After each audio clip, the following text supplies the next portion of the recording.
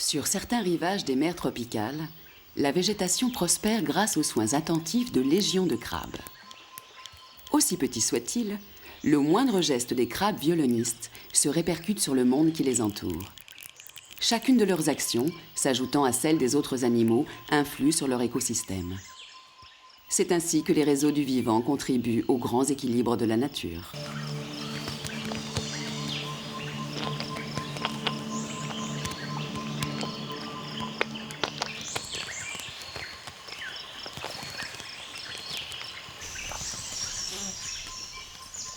De tous les crabes violonistes, avec leurs yeux périscopes, sont ceux qui ressemblent le plus à des extraterrestres. On les rencontre à marée basse sur le littoral des mers chaudes, où ils passent l'essentiel de leur temps à tamiser la boue, la vase et le sable. Ces crabes regroupent une centaine d'espèces. Et chez toutes, les mâles se distinguent par leurs énormes pinces, leurs violons, qu'ils frottent comme des violonistes avec leurs pinces plus petites.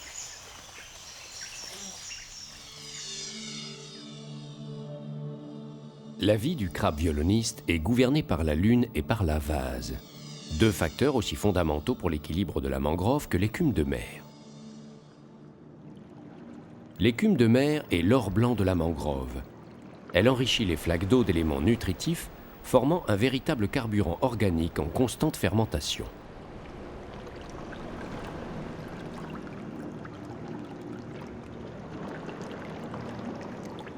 Chaque jour, 2 marées découvrent puis recouvrent les vasières.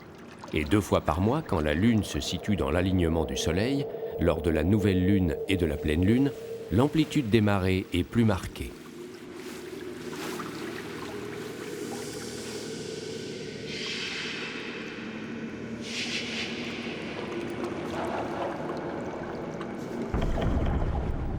Cette danse cosmique entre la Lune, le Soleil et la Terre régit l'horloge biologique de chaque crabe violoniste. Leur vie entière repose sur le flux et le reflux de la mer. Lors des grandes marées qui ont lieu toutes les 2 semaines, la mer remonte très loin dans les terres. Pour les crabes violonistes, ces marées sont essentielles. La mer charrie et dépose alors un excès de sédiments. Vivre au rythme de la Lune requiert une grande souplesse. Parce que le mouvement lunaire n'est pas calqué sur la gravitation de la Terre autour du Soleil, les marées ne surviennent jamais à la même heure.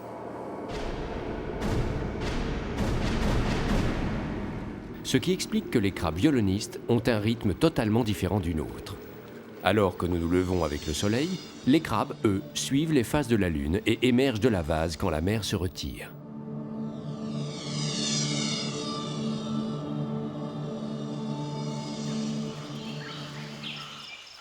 À marée basse, les crabes violonistes s'empressent de fouiller la vase. Et il leur faut faire vite, avant que la vase ne durcisse ou que la mer ne revienne. Les mâles sont désavantagés. Incapables d'utiliser leurs grandes pinces, il leur faut travailler 2 fois plus rapidement avec la petite.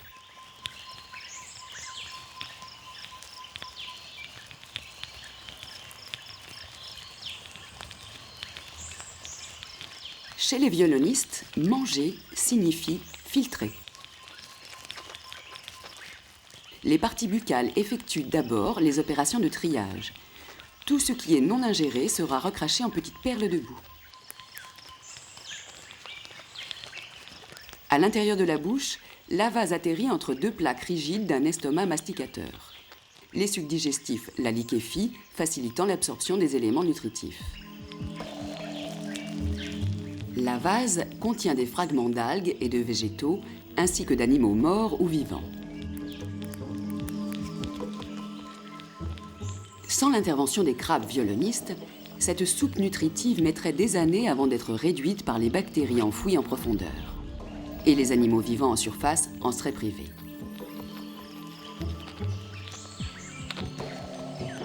Ils peuvent respirer hors de l'eau, mais quand ils filtrent leur nourriture, les crabes ont besoin de boire pour maintenir leur bouche humide et pleine d'oxygène. Paradoxalement, s'ils recherchent l'humidité, ils craignent la marée montante.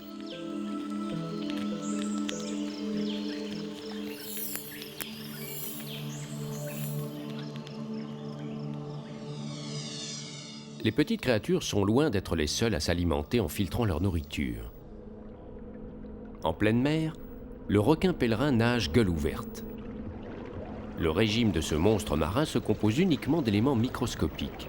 Il peut filtrer 1000 à 1500 tonnes d'eau à l'heure, retenant le plancton grâce à ses branchies-technies, sorte de filtre situé à l'intérieur de sa gueule. Rares sont les zones océaniques riches en plancton. Les régions tropicales où se déploient les mangroves en font partie.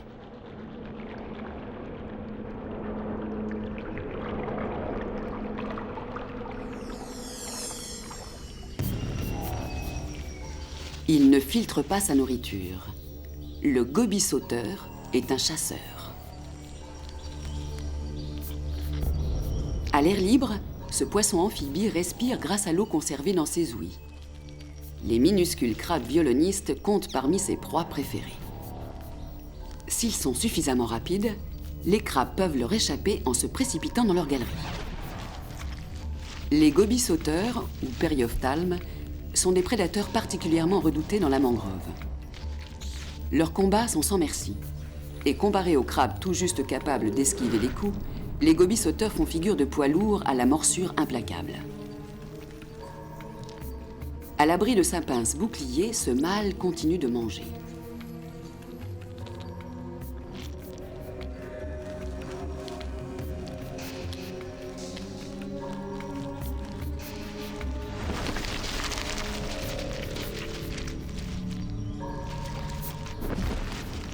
Les grenouilles mangeuses de crabes sont les seules capables de tolérer la salinité de la vase. Et comme les gobies, elles aussi apprécient particulièrement la chair de crabe.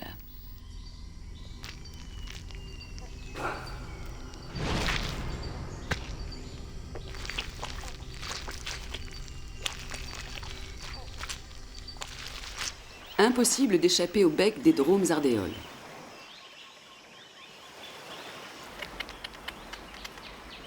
Face à de telles attaques, les crabes violonistes sont démunis. L'exhibition de leurs pinces géantes, tout comme leur pugnacité, leur sont de peu de secours.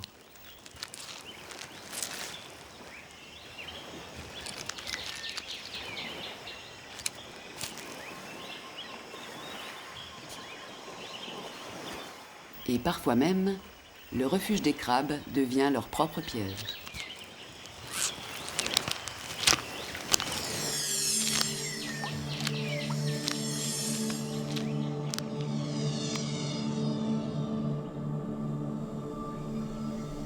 Si les vasières sont exposées à tous les regards, la mangrove avec son enchevêtrement de racines fait figure de forteresse.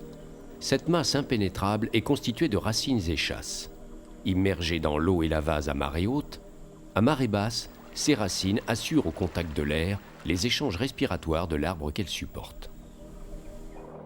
Sous l'eau, les racines forment un filet protecteur. Les petits poissons viennent ici pour échapper aux gros et pour bénéficier de la richesse exceptionnelle des eaux. Pour les œufs et les larves, la mangrove constitue une nurserie idéale. Même les petits requins de récif sont incapables de se glisser entre les racines.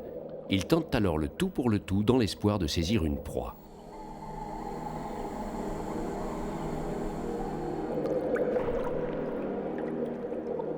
Les eaux de la mangrove sont très prisées par les poissons.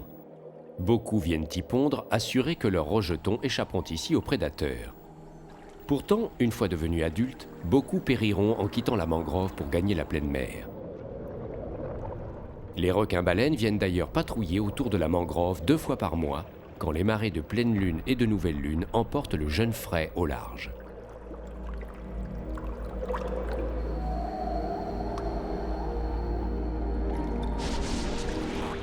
En l'absence de danger, les crabes violonistes s'adonnent à leur deuxième activité favorite. Envoyer des signaux à leurs congénères. Activité qui leur vaut également le nom de crabe à signaux.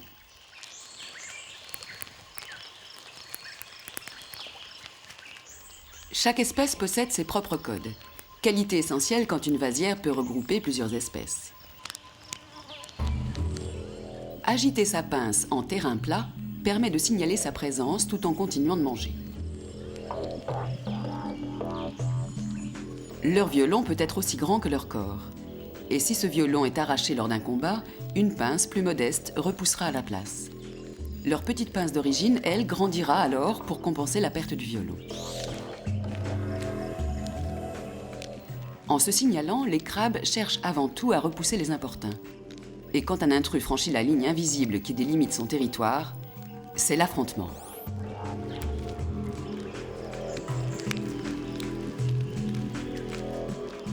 En matière de signaux, le répertoire des crabes violonistes est très varié. Et certains signaux sont destinés exclusivement aux femelles. Battement du sol ou frottement de leur carapace, tous les moyens sont bons pour s'exprimer.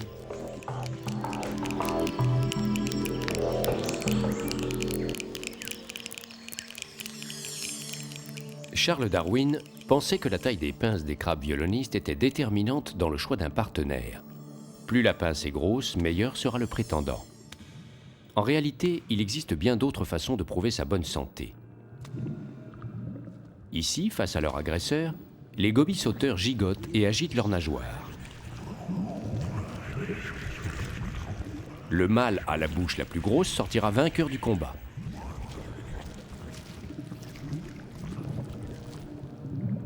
En fait, chacune des parties du corps peut servir à envoyer des messages. Ainsi les nageoires, les yeux, les bras, les ailes. Dans le monde entier, les animaux utilisent des signaux en toute situation, aussi bien pour séduire que pour répondre à une agression.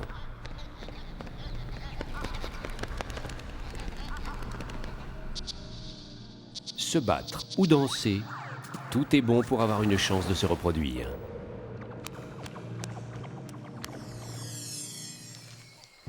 Les femelles connaissent l'art de la danse, des danses qui attirent immédiatement l'attention des mâles.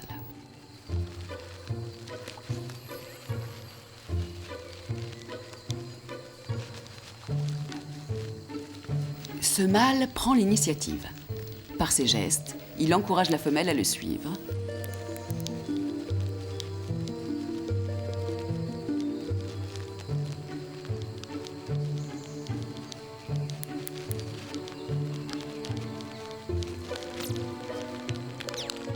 Puis, il essaie de la pousser dans sa cavité.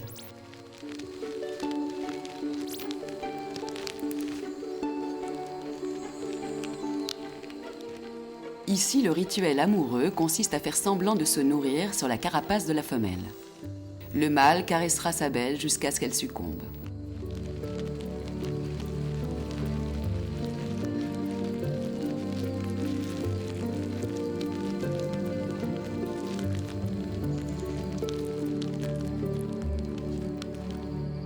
L'accouplement a lieu dans le repaire du mâle. Il fertilise les œufs dès qu'ils sortent du corps de la femelle. Le frai restera fixé sur son abdomen dans un grand sac spongieux. En les gardant contre elle quelque temps, elle maintient ses œufs à humidité constante et s'assure qu'ils soient bien oxygénés.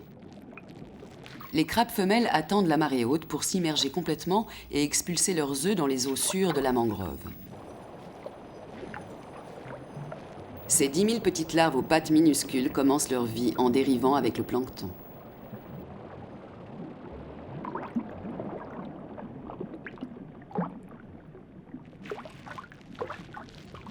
Elle doit souvent aider les dernières à partir.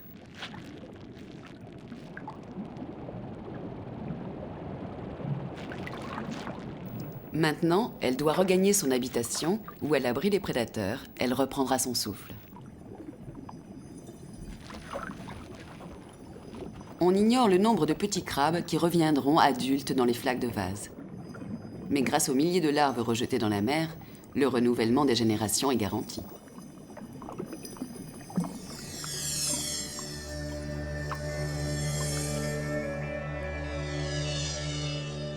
Chez de nombreuses espèces, l'éparpillement des larves est le seul moyen d'assurer la survie de la prochaine génération. Pour leur reproduction, les plantes de la mangrove ont élaboré un processus particulièrement ingénieux. En fait, les graines commencent à germer sur l'arbre même. Elles ne seront expulsées qu'une fois devenues plantules. Des plantules lourdes et effilées pour s'enfoncer dans la vase à marée basse et prendre racine quasi instantanément. Il existe seulement 10 espèces de plantes dans les mangroves du monde entier. Un petit nombre très certainement dû au fait que certaines plantules sont entraînées au large par la mer en tombant dans la vase.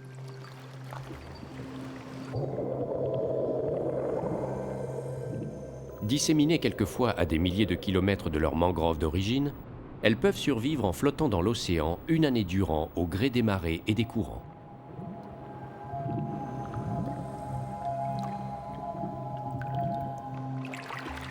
Lorsqu'enfin elles échouent sur un rivage plat, elles se fixent dans le sol. Très vite, elles vont développer des racines échasses qui les protégeront de la puissance des vagues et les aideront à se maintenir à la verticale dans le sable ou la vase. La terre s'accumule autour des échasses, une nouvelle vasière est en train de naître.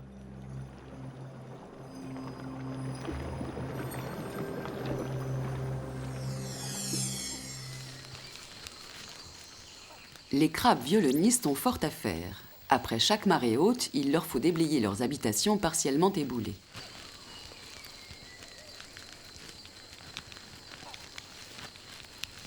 À marée basse, les crabes se transforment donc en éboueurs. Imperturbables, ils repoussent la vase à 1 mètre de l'entrée de leur cavité, vase qui refluera à la marée suivante. Les tas de boue et les restes de nourriture donnent alors à la vasière des allures de déchetterie.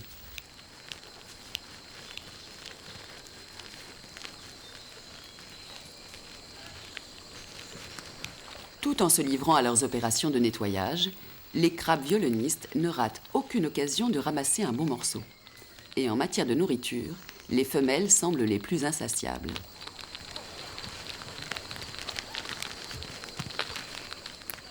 Trop précieuse pour être perdue, une dernière bouchée de vase est amassée pour être emportée dans la galerie, probablement celle qui vient tout juste d'être nettoyée. 4 pattes se chargent de racler le sol, la 5e d'apporter la vase à la bouche. Mâles ou femelles, les crabes violonistes habitent seuls dans leur galerie. Le lieu choisi pour creuser son habitation est propre à chaque espèce. Certains sont situés près de la terre ferme, d'autres tout près de l'eau. Ainsi, différentes espèces peuvent se côtoyer, chacune déambulant sur sa parcelle de vase. Emmagasinées à marée basse, les pelotes d'humus permettront de tenir pendant les longues heures passées à attendre que la marée redescende.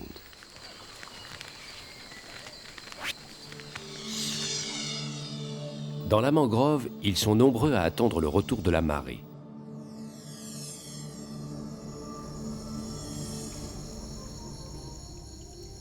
Avec la marée montante, des foules de petits animaux refluent vers les arbres. Arbres où les attendent les eucophiles, des tisserandes exceptionnelles. Ces fourmis utilisent les fils de soie produits par leurs larves pour coudre des feuilles bord à bord. Les berceaux de feuilles obtenus servent à abriter la colonie et leurs reines.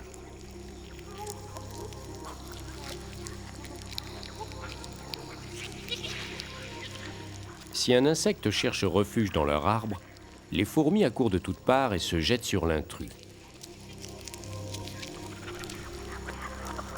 Toute la colonie se met alors à l'ouvrage pour acheminer sa victime jusqu'au nid où elle sera dévorée. En éliminant le moindre mangeur de feuilles, les eucophiles protègent l'arbre sur lequel elles vivent. Les galeries des crabes jouent un rôle essentiel en apportant de l'oxygène en profondeur. Et en surface, le rôle des violonistes est tout aussi bénéfique. En retournant la vase lors de leurs travaux ménagers, les crabes aèrent le sol. Et en même temps, ils le débarrassent des matières en décomposition. En profondeur, l'action des bactéries favorise la décomposition de l'humus. Ce processus rejette des déchets azotés. Et grâce au travail de retraitement des crabes, ces déchets seront recyclés et assimilés par les plantes de la mangrove.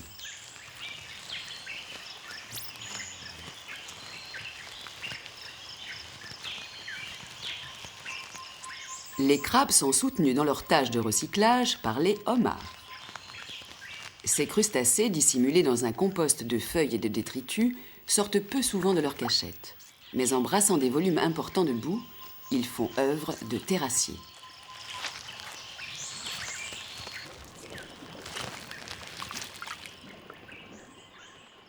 En s'entassant, la boue crée de petites îles, vite prises d'assaut par la végétation. Peu à peu, la mangrove gagne du terrain. La terre empiète sur la mer. Une évolution qui serait impossible sans le travail des petits animaux de la vase.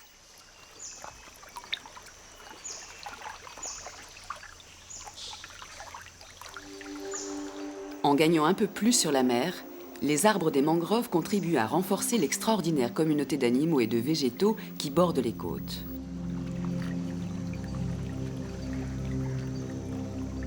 Ces franges grouillantes de vie s'étendent sur des milliers de kilomètres carrés entre les tropiques du Cancer et du Capricorne. Véritables murailles naturelles, les mangroves protègent des ouragans les forêts tropicales situées à l'arrière.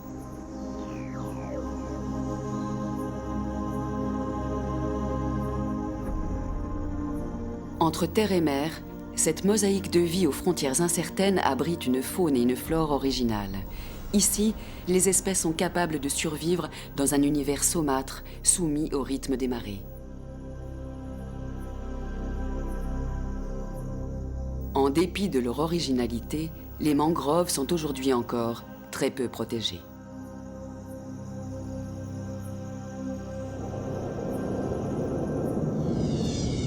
Quelles seraient les conséquences d'une disparition de la mangrove ?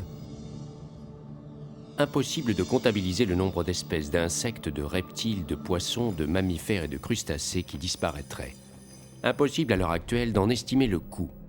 Un jour peut-être ces espèces n'existeront que dans les pages d'un album souvenir.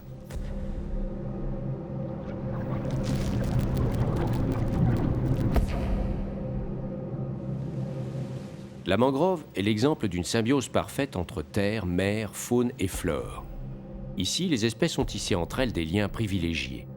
La disparition d'un seul maillon de cette chaîne de vie affecterait dramatiquement l'équilibre de l'ensemble. De toutes les créatures de la mangrove, les nasiques sont sans conteste les plus remarquables en matière d'adaptation. D'ordinaire, l'eau et les singes ne font pas bon ménage. Mais ici, les singes n'ont pas le choix. Quand il leur faut traverser la mangrove, les nasiques font tout pour garder la tête et les bras au sec.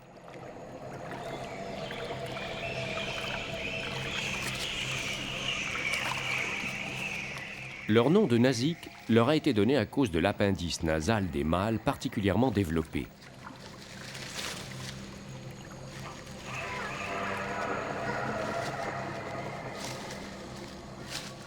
Les nasiques se nourrissent des feuilles les plus coriaces ou qui seraient toxiques pour d'autres animaux de la mangrove.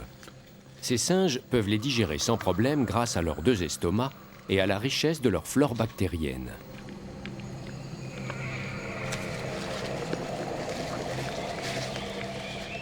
Tout autour des tropiques, des milliers d'animaux comme les nasiques vivent grâce à la mangrove. Sans elle, ils disparaîtraient.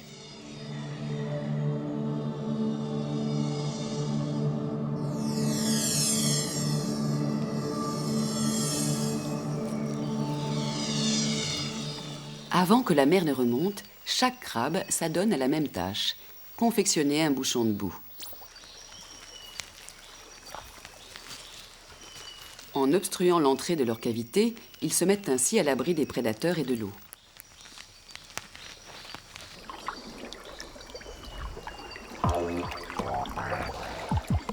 Les crabes violonistes sont en pleine activité 12 heures et 25 minutes par jour, soit une période du cycle des marées.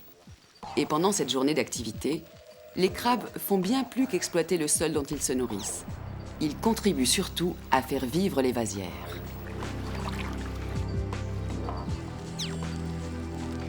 Pas plus gros qu'un ongle de pouce, vivant par millions sur de toutes petites bandes de vases, ces crustacés illustrent parfaitement comment les écosystèmes reposent parfois sur ces créatures les plus minuscules.